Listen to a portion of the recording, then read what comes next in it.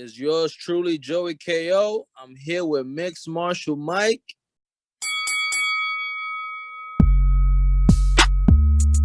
A lot of guys giving us slack because they like one sport. You know, you got your boxing guys that hate MMA, and you got your MMA guys that don't mess with boxing. But we mess with both. Deal with it.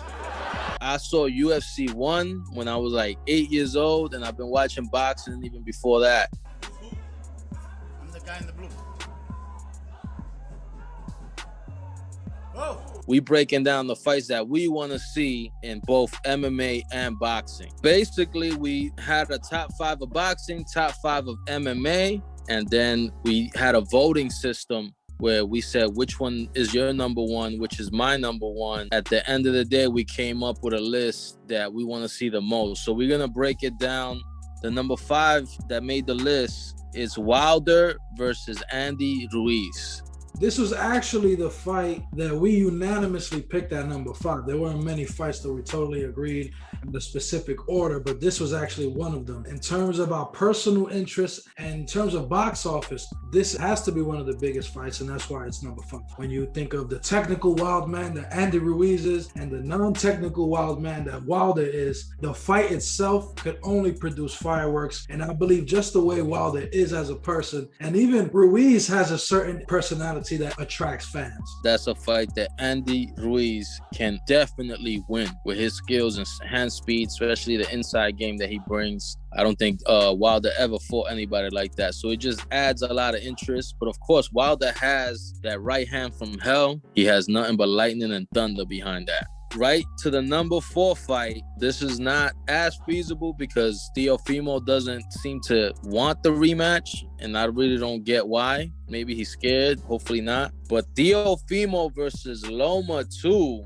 is definitely a fight that a lot of people want to see, and a lot of people keep bringing it up. And I think that will be an incredible fight. It was a good fight the first time around. Why not run it back? No, I totally agree. This fight has to be one of the biggest fights of the year just because of the prospects of seeing Teofimo pretty much solidify that win. The old adage goes, you're not a champion until you defend it. And that fight seemed like the momentum was shifting in the second half. And I believe Lomachenko will bring adjustments in the rematch. And I believe he could still be the favorite in the rematch. So it's a very interesting fight. And the more that Teofimo runs away from the fight, Loma can actually use that as leverage and take some of that public collateral and bring it over and make that fight happen. So they both scheduled to fight other guys, and if they win, that's definitely a big possibility. Number 3, Teofimo has made it on the list again at the number 3 spot versus Tank Davis. Some people are talking about it, but they talking more about Tank fighting either Haney or Haney fighting Teofimo, or they got Ryan Garcia should fight Tank Davis. But one of the most amazing fights would be Tank Davis versus Teofimo. There's a video of them sparring each other when they were younger. Teofimo was 15 years old, Tank Davis was 19, and Teofimo did give him the business. But when you're talking about a professional fight, Tank Davis has incredible knockout power. So that's a fight that could be turned around at any moment. And Teofimo, I think that he definitely has the skills to win that fight in a boxing match. But when you possess knockout power, like this man right here, you see those arms? Tank like hits that. like he has one of those. He hits so hard, you think his arms is that big. Tank Davis versus Teofimo is actually a perfect example of the type of fighters I would be interested in watching in the future of boxing. You need fighters that are exciting, who know how to speak to the fans, who know how to handle social media, who know how to bring the hype, but also know how to fucking produce. Teofimo and Tank Davis know how to produce, and Teofimo's only getting better. And so is Tank Davis. I would argue Teofimo would be the favorite. I believe he's a bigger, longer fighter. He's more technical. Either way, you add Mayweather Promotions, you add Teofimo's personality and his respect for Mayweather. His dad. His dad knows how to bring the hype to a fight and talk a lot of shit. Number 2 finally got to the MMA. The first 3 fights we mentioned were all boxing. Wow, I didn't even notice that. Yeah, so this number 2 fight is crazy because we've seen it twice. Amanda Nunes won the first 2 fights, but it was very close against Valentina Shevchenko. Yep, Valentina Shevchenko. Yes, I got it right. Shevchenko versus Amanda Nunes is definitely a fight that I feel like it needs to happen. Dana White recently said that he's not thinking about it, but I think he needs to put down the crack pipe because cocaine isn't cheap.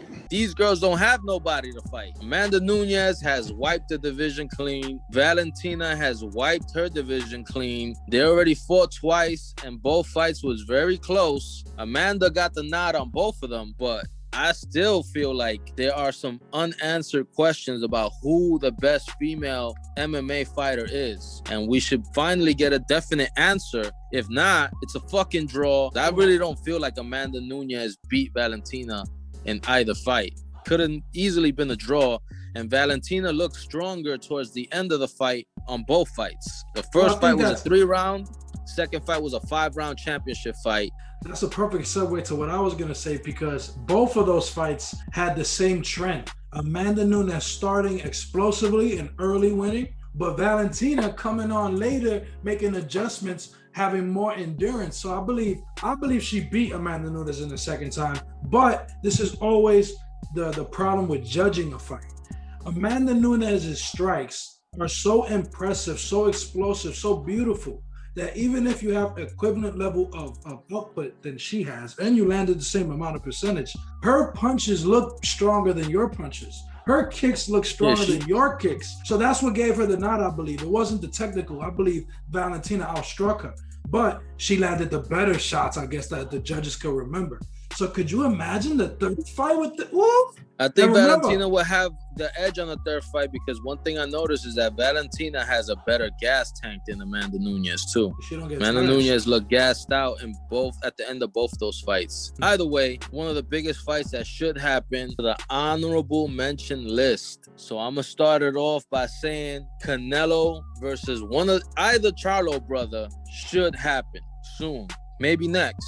Both Charlo brothers are very impressive. One is ruling the 154-pound, the other one's at 160-pound, but they're big and they can easily make 165-pound do a catch weight. Canelo's small. He could come down and fight at 160 or whatever. I think the only reason it didn't make the list is because I believe it's more feasible in 2022, not necessarily this year, but I'm extremely excited. I think it would be amazing if the last Stylebender versus Usman face off at some point, maybe next. It's not that feasible in terms of the fighters themselves, but eventually these guys are killing their divisions. It might have to happen due to public pressure. So what's the next one?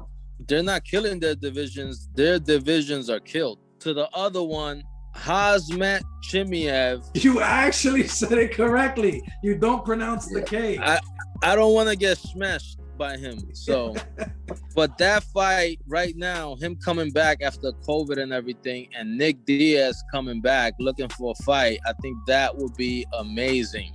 Again, you're hitting all these points that I can't even say. Come on, bro, give me some chances. Again, I agree with you. The fact that they're both returning, I didn't even consider the fact that Chimaev himself is coming from a huge return. So the fact that you have 2 returns happening in one fight, and they're both badasses, they both only produce good fights apparently, because I've only seen Chimaev produce explosion.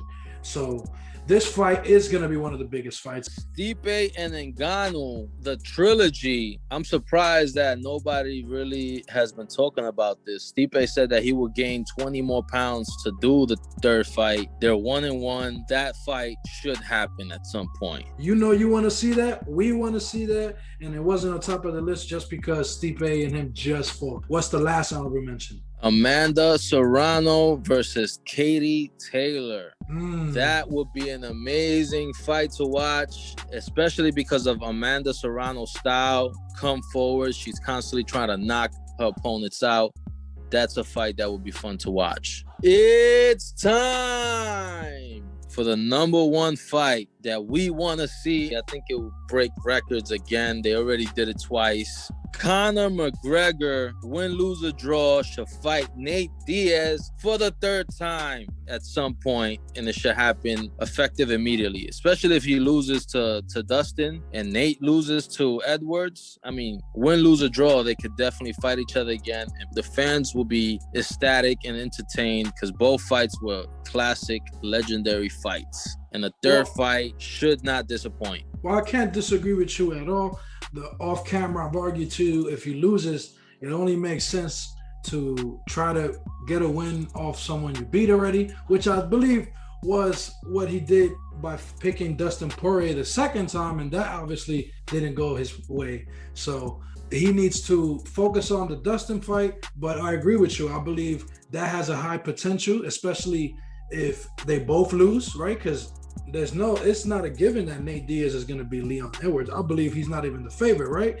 So we can possibly see this if Dustin Poirier wins again and if Nate Diaz loses to Edwards, so they both coming off of a loss, and I think that is very feasible. And I agree with you. That is definitely the biggest fight, because any fight you connect Conor McGregor with is going to be the biggest fight. And then you add Nate Diaz, that's going to be, again, one of the biggest pay-per-views. No matter what, will happen eventually. If it doesn't happen in 2021, it'll happen in 2022. But at some point, because Conor McGregor said he's interested in that third fight at some point. And I know Nate Diaz is definitely interested. They're always going back and forth every now and then. They have a weird respect, but they're always at each other's neck. That's called motherfucking bars, nigga. You know nothing about that. This is probably going to be sacrilegious, but I believe the comparisons between Conor McGregor and Muhammad Ali are very valid, especially when you consider that Conor has lost to some of his rivals and rematched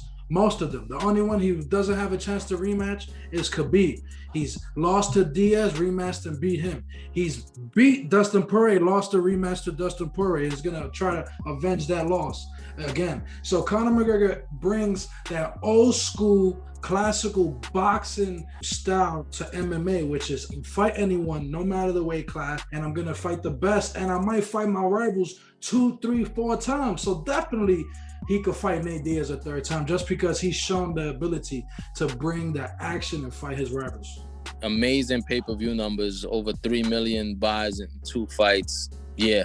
Before this video ends, one thing I will want to say, if you have any rankings that you want us to do, please drop your comments below so that we can get ready and we can come up with all these rankings for you, because I'm excited. I want to come up with a top 5 divisional ranking. I want to come up with a bunch of them, but if you're not into that, I ain't going to do that. I want to do what you want to do.